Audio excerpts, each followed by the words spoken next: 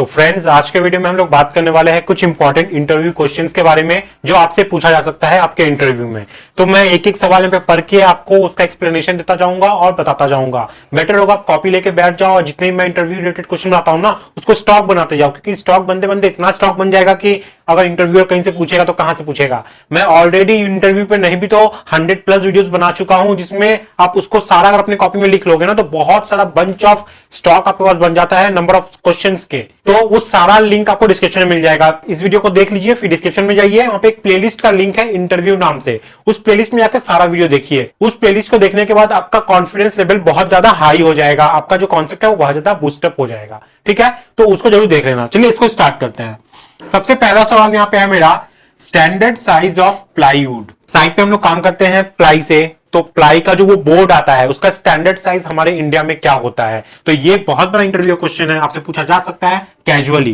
तो हमेशा ये याद रखना, ये 4 फीट बाई 8 फीट का होता है। ठीक है, देखिए मैं स्केच बना के दिखाता हूं। बहुत जगह ये मिलीमीटर में आपसे पूछ दिया जाता है कि भैया मिलीमीटर में बताओ। ठीक है, ये हो गया आपका 4 फीट, ये हो गया आपका 8 फीट, ये स्टैंडर्ड है। मैं सिर्फ साइज बता रहा हूं, थिकनेस नहीं। थिकनेस तो आपका 6 mm भी आएगा, 12 में आएगा, समझ में आ गया ना। अलग अलग थिकनेस तो मिल ही सकता है, लेकिन इसका जो स्टैंडर्ड साइज है वो क्या होता है, 4 फीट बाई 8 फीट। अगर कोई मिलीमीटर में से पूछेगा ना तो बोलना 1220 मिलीमीटर बाई 2440 मिलीमीटर। ठीक है, ये 4 फीट आपका हो गया 1220 मिलीमीटर और 8 फीट हो गया आपका 2440 मिलीमीटर। ठीक है, समझ में आ गया। तो ये है आपका पहला question, standard size of plywood क्या होता है, 4 फीट बाई 8 फीट। मिलीमीटर पूछेगा तो ये बता दीजिएगा। नेक्स्ट क्वेश्चन यहाँ पे है हमारा ब्रिक वर्क से रिलेटेड। ठीक है, जो ब्रिक हम लोग यूज करते हैं साइट पे, तो वो जनरली फर्स्ट क्लास ब्रिक होता है, सेकंड क्लास भी हो सकता है, थर्ड क्लास भी हो सकता है। तो क्वेश्चन यहाँ पे क्या है, compressive strength of first class brick. First class जो ब्रिक होता है ना उसका कंप्रेसिव स्ट्रेंथ कितना होना चाहिए, तब जाके वो जाएगा उस कैटेगरी में, फर्स्ट क्लास के कैटेगरी में। तो फर्स्ट क्लास के कैटेगरी में जाने के लिए उसका जो कंप्रेसिव स्ट्रेंथ है ना वो मिनिमम आपका होना चाहिए 105 केजी पर सेंटीमीटर स्क्वायर। अगर वो 105 केजी पर सेंटीमीटर स्क्वायर इससे या उससे ज्यादा है तब जाके उसको हम बोल सकते हैं फर्स्ट क्लास ब्रिक। समझ में आ गया। इंटरव्यू का बहुत बड़ा क्वेश्चन है, आपसे पूछा जा ही सकता है ये चीज। ठीक है, तो चलिए ये भी क्लियर हो गया आपका। आगे बढ़ने से पहले मैं आपको एक बात बताना चाहता हूं कि जब भी हम इंटरव्यू के लिए जाते हैं तो हमें सबसे पहले उस कंपनी की डिमांड जो है उसके बारे में अच्छे से नॉलेज होनी चाहिए, ताकि उसी हिसाब से हम अपने सीवी को तैयार कर सके, अपने पोर्टफोलियो को बना सके और उनके अकॉर्डिंग अपने स्किल को हम एनहांस भी कर सकें। तो आप जनरली देखोगे कि अभी के समय में जो कंपनी डिमांड करती है वो ये सब स्किल्स है, जैसे लेआउट एट साइट हो गया, estimation, quantity survey, rate analysis, surveying, bar bending schedule, billing, contracts and tendering, construction process, site checklist, BOQ making, MB book writing, DPR format, project site visit, resume making, portfolio. और ये सभी skills कोई भी construction site में कोई भी company demand करेगी ही आपसे।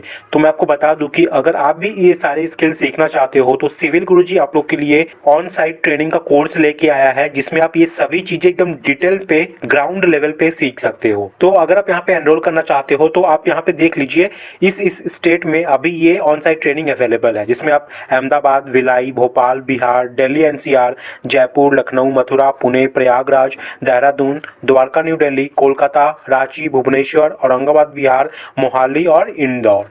तो इन सब जगह पे अगर आप बिलोंग करते हो तो इस ऑन साइट ट्रेनिंग के लिए यहाँ पे एनरोल कर सकते हो खुद को। तो एनरोल कैसे करना है, आपको कॉल करना है 9111001234 पे, और आप इस चैनल का रिकमेंडेशन दे सकते हो, या फिर आप इसी वीडियो के डिस्क्रिप्शन में जाइए, मैंने डायरेक्ट लिंक भी प्रोवाइड कर दिया है, आप अपने स्टेट के हिसाब से उस पर क्लिक करके इसके लिए एनरोल कर सकते हो। यहाँ पे जो सबसे खास बात है इस ऑन साइट ट्रेनिंग की, इसमें क्या है कि आपको 65% फीस जो है वो आपके आफ्टर प्लेसमेंट देनी है, मतलब आपका जॉब लग जाए उसके बाद ही आपको ये 65% फीस जो है वो पे करनी पड़ेगी। उससे पहले आपको जस्ट 35% पे करना पड़ेगा। तो यहाँ पे याद रहे, हर एक बैच में सिर्फ 20 इंजीनियर्स को ही एनरोल किया जाता है, और ये बैच जो है ये 1st ऑफ एवरी मंथ यानी कि 1 तारीख को ये स्टार्ट हो जाता है। तो जल्द से जल्द इसके लिए आप एनरोल जरूर कर लें। कोई भी डाउट, कोई भी क्वेरी है इसके रिगार्डिंग तो आप कॉल पे बात कर सकते हैं 9111001234। नेक्स्ट क्वेश्चन है हमारा, minimum height of parapet wall. पहले तो आप समझ लीजिए कि पैरापेट वॉल क्या होता है। आप जब घर बनवाते हो या बनाते हो खुद, तो जब छत पे जाते हो ना, टेरेस पे, तो वहां पे देखते हो आपके छत के चारों तरफ एक बाउंड्री रहता है ताकि कोई गिर ना जाए। ठीक है, जैसे मान लीजिए ये आपका एक बिल्डिंग है, ठीक है, ये खिड़की हो गया, पूरा ये खिड़की है, हाई राइज बिल्डिंग है मान लीजिए ना, ठीक है, कोई भी ऊपर में देखिएगा ये एक टाइप का ऐसे बना हुआ रहता है बाउंड्री, गार्ड वॉल। ठीक है, ये गार्ड वॉल एक बाउंड्री बना हुआ है। यहाँ पे बच्चे लोग खेल रहे हैं, तो ये जो बना हुआ है जिससे बच्चे लोग गिर ना जाए, इसी को कहा जाता है पैरापेट वॉल। एक टाइप का पार्टीशन वॉल भी इसको कहा जाता है, ठीक है, पार्टीशन वॉल बोला जाता है। सेफ्टी वॉल भी बहुत जगह बोलते हैं, लेकिन यहां नहीं, इंडिया से बाहर इसको सेफ्टी वॉल भी बोलते हैं टेरेस पे। तो पार्टीशन वॉल हो गया या पैरापेट वॉल हो गया, इसका जो मिनिमम हाइट कितना होना चाहिए, जो स्टैंडर्ड है हमारे इंडिया में, पहले के वक्त में अगर देखोगे ना तो 3 फीट लिया जाता था, ठीक है, लेकिन 3 फीट कभी भी नहीं लेना चाहिए। मिनिमम आपका ये होना चाहिए 1 मीटर, ठीक है। 1 मीटर भी ये कैजुअल अगर रखना है तो ये मिनिमम रखना ही होगा, लेकिन बहुत जगह क्या करते हैं इसको ना 1.1 मीटर से 1.2 मीटर तक भी प्रोवाइड करते हैं, लेकिन इतना ये थोड़ा ज्यादा हाइट हो जाता है, ठीक है। 1 मीटर एक सफिशियंट हाइट है पैरापेट वॉल के लिए किसी भी प्रोजेक्ट में। तो ये भी आपका क्लियर हो गया। नेक्स्ट हमारा यहाँ पे function of concrete cover block. बात सिर्फ कंक्रीट कवर ब्लॉक की नहीं है, अगर वो आपका पीवीसी भी होता है तो भी उसका फंक्शन क्या है, उसका भी जवाब यही होगा जो मैं आपको बताने वाला हूं। तो सबसे पहला, it prevents the steel from corrosion, ठीक है, लिख देता हूं। तो it prevents the steel from corrosion, तो कोरोशन से हमारा स्टील को बचाता है ये कवर ब्लॉक। कोरोशन मतलब जंग लगने से, ठीक है। अगर मान लीजिए आपका कंक्रीट कवर ब्लॉक जो है, मान लीजिए ये आपका एक सेक्शन है, ठीक है, ये सेक्शन में आपका जो स्टील है वो मान लीजिए यहां पे एकदम प्रोवाइड किया हुआ है, इस तरीके से प्रोवाइड किया हुआ है ना कि कंक्रीट से प्रॉपर ये ढका नहीं है, जैसे ही वो एटमॉस्फेयर के कांटेक्ट में आएगा ये जंग लगना इसमें चालू हो जाएगा। इसीलिए हम लोग क्या करते हैं, स्टील को अंदर घुसाते हैं और एक स्पेसिफाइड हम लोग यहाँ पे कवर ब्लॉक प्रोवाइड करते हैं जिससे इस स्टील में जंग ना लगे। तो it prevents the steel from corrosion, ठीक है, कोरोशन से बचाता है हम लोग को। उसके बाद नेक्स्ट है, इट प्रोवाइड्स फायर रेजिस्टेंस, ठीक है, इट प्रोवाइड्स। तो इसका मतलब क्या हुआ, जब भी मान लीजिए किसी घर में आग लग गई है, आरसीसी का स्ट्रक्चर है उसमें आग लग गई है, तो आग किसको टच करेगी, आपके कंक्रीट के सरफेस को टच करेगी ना, उसको गर्म करेगी। और कवर ब्लॉक अगर आपका कम दिया हुआ रहेगा, प्रॉपर नहीं रहेगा, तो क्या होगा, कंक्रीट जल्दी गर्म होगा और उस कंक्रीट के गर्म होने की वजह से क्या होगा कि आपके स्टील तक वो हीट पहुंचेगा। उसके बाद हीट से क्या होता है कि हमारा लोहा क्या होता है, बेंड होना चालू हो जाता है, वो अपना प्रॉपर्टी खो देता है, इसका स्ट्रेंथ एकदम चला जाता है। तो जैसे ही वो ढीला ढाला पड़ा कि आपका स्ट्रक्चर फेल हो सकता है, ठीक है। ये कोई मैं टेक्निकल टर्म में बात नहीं कर रहा हूं आप लोगों से, एकदम आसान भाषा में बात कर रहा हूं। लोहा को देखते हो ना, कभी भी मोड़ना पड़ता है तो क्या करते हैं लोग, हीट करते हैं उसको। तो उसी तरीके से अगर प्रॉपर आप कवर ब्लॉक प्रोवाइड नहीं करोगे तो क्या होगा कि हीट आपके स्टील तक चला जाएगा और आपका जो स्टील है ना वो बेंडेबल पोर्शन में आ जाएगा, वो बेंड हो सकता है तब आसानी से। और जैसे ही बेंड होने का क्राइटेरिया वहां पे फॉर्म होता है, ऊपर से जो लोड एक्ट कर रहा है वो जैसे ही ज्यादा हुआ पटाख से क्या होगा, वो फेल कर जाएगा। समझ में आ गया। तो इट प्रोवाइड्स फायर रेजिस्टेंस। उसके बाद और एक चीज है जो मैं यहां पे लिख नहीं रहा हूं लेकिन आपको बता दे रहा हूं कि ये आपको इफेक्टिव डेप्थ को मेंटेन करने में भी बहुत हद तक मदद करता है। देखिए कैसे, मान लीजिए ये बीम है, ठीक है, तो ये बीम है आपका, यहाँ पे आपका ये स्टील प्रोवाइड किया हुआ है, तो हमें नीचे यहाँ पे कवर ब्लॉक डाले हुए हैं, ठीक है, ये कवर ब्लॉक डाले हुए हैं। इफेक्टिव डेप्थ क्या होगा, ये जो स्टील है ना इसके सेंटर से ये वाला हाइट, ये आपका इफेक्टिव डेप्थ है, ठीक है। तो ये इफेक्टिव डेप्थ हम लोग जो डिजाइन करते वक्त जो हम लोग लगते हैं ना, वो इस कवर ब्लॉक के अकॉर्डिंग ही रखते हैं कि हाँ बीम में मेरा इतना का कवर ब्लॉक डालने वाला है, ये इफेक्टिव डेप्थ वहां पे हमको प्रोवाइड करना होगा। समझ में आ गया, ये इफेक्टिव डेप्थ हमको वहां पे मेंटेन करना होगा। तो हमको कवर ब्लॉक जो होता है वो हमारा इफेक्टिव डेप्थ को मेंटेन करने में भी मदद करता है। ये भी एक हमारा फंक्शन है कवर ब्लॉक का, it helps in maintaining effective depth, ठीक है। बस नेक्स्ट क्वेश्चन हमारा यहाँ पे आता है सूत से लेके। हम लोग जब टेप से मेजरमेंट करते हैं तो उसमें सूत बोल के भी एक यूनिट होता है जो लिखा हुआ तो नहीं रहता है, तो हम लोग को पता नहीं चलता कि सूत कितना है। बहुत बार देखोगे हम लोग जो पुराने जमाने के आदमी थे या बहुत जगह साइट पे भी पूछा जाता है कि ये जो सरिया है कितना सूता का है, सूता भी बोलते हैं बहुत जगह, सूत भी बोलते हैं इसको। तो डिपेंड करता है कहां पे कैसा इसको यूज किया जाता है देसी लैंग्वेज में। तो सूत भी बोला जाता है, सूता भी बोला जाता है। तो बहुत जगह पूछोगे ना कि एक सूत में कितना मिलीमीटर होता है और कहां से आता है, कहां से आता है, ये इस पर मैं वीडियो बना दूंगा आप लोगों के लिए, टेंशन मत लेना। लेकिन कितना होता है ये मैं आज आपको बताऊंगा। तो एक सूत में कितना मिलीमीटर होता है ना, ये जानना बहुत ज्यादा जरूरी होता है, ठीक है।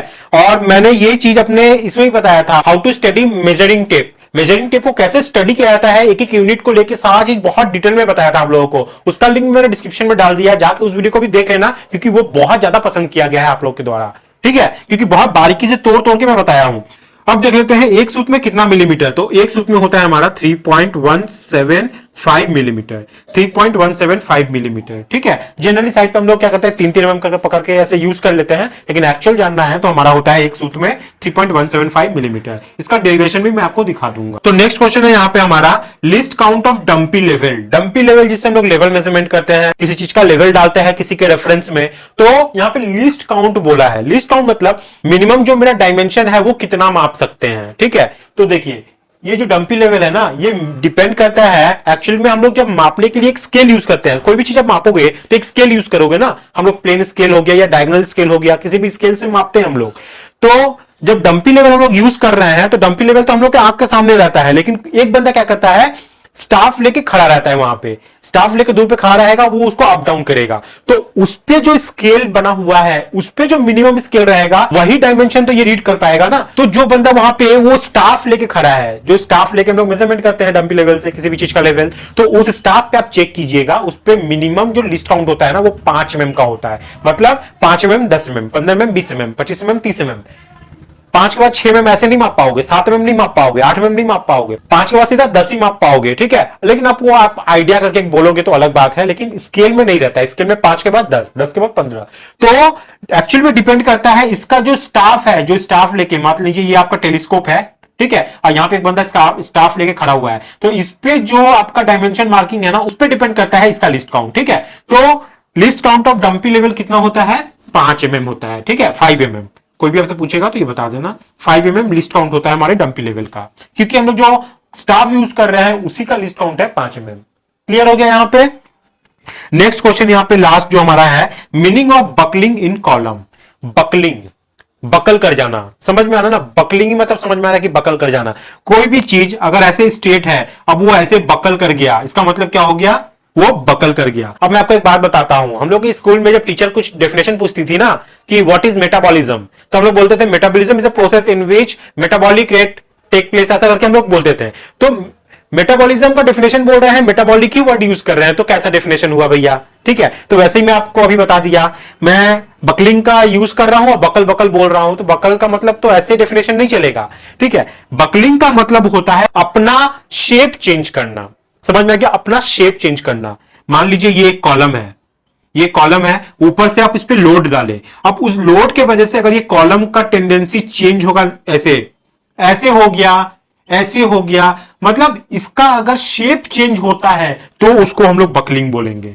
समझ में आ गया। अगर किसी भी चीज पर ऊपर से लोड डालते हो, अगर वो अपना शेप को चेंज कर देता है, मतलब वो बकल कर रहा है। क्लियर हो गया। अब मैं उम्मीद करता हूं आपको बकलिंग का मतलब प्रॉपर पता होगा। कोई भी चीज पे लोड डालने की वजह से अगर वो अपना शेप चेंज करता है तो वो बकल हो रहा है, और इसी शेप चेंज करने की वजह से अगर वो फेल होता है तो उसको बोलते हैं buckling failure in column. Clear हो गया। तो मीनिंग ऑफ बकलिंग तो मैं आपको समझा दिया, समझ गए हो गया, ठीक है। तो ये सब था मेरा आज का इंटरव्यू का क्वेश्चन। आपके मन में अगर कोई क्वेश्चन है तो आप कमेंट बॉक्स में जाकर डाल दीजिए, उसमें मैं वीडियो बनाकर डाल दूंगा आप लोगों के लिए। और हाँ, डिस्क्रिप्शन में बहुत सारा वीडियो का लिंक डाला हुआ है, वो सब जाकर जरूर देख लेना। इंटरव्यू का प्लेलिस्ट तो छोड़ो मत, क्योंकि इतना सारा इंटरव्यू का क्वेश्चन का स्टॉक है ना, वहां पे आप खुद देखोगे तो समझ पाओगे, बहुत ज्यादा यूजफुल है आपके लिए अगर आप साइट पे काम करते हो तो, ठीक है। तो चलिए, आपको स्क्रीनशॉट लेना है, स्क्रीनशॉट ले लीजिए। तो आई होप आप लोगों को वीडियो पसंद आया होगा। वीडियो अगर पसंद आया तो आपको जस्ट एक काम करना है, इस वीडियो को एक सिविल इंजीनियर भाई के संग शेयर करना है या अपने जूनियर के साथ शेयर करना है, बस, और कुछ नहीं करना होगा। इतना ही कर दोगे तो मेरा वीडियो बनाने का मकसद पूरा हो जाएगा। आज के वीडियो में इतना ही है। नेक्स्ट वीडियो में फिर क्वेश्चन लेके आऊंगा आप लोगों के लिए। तब तक के लिए बाय, टाटा, जय हिंद।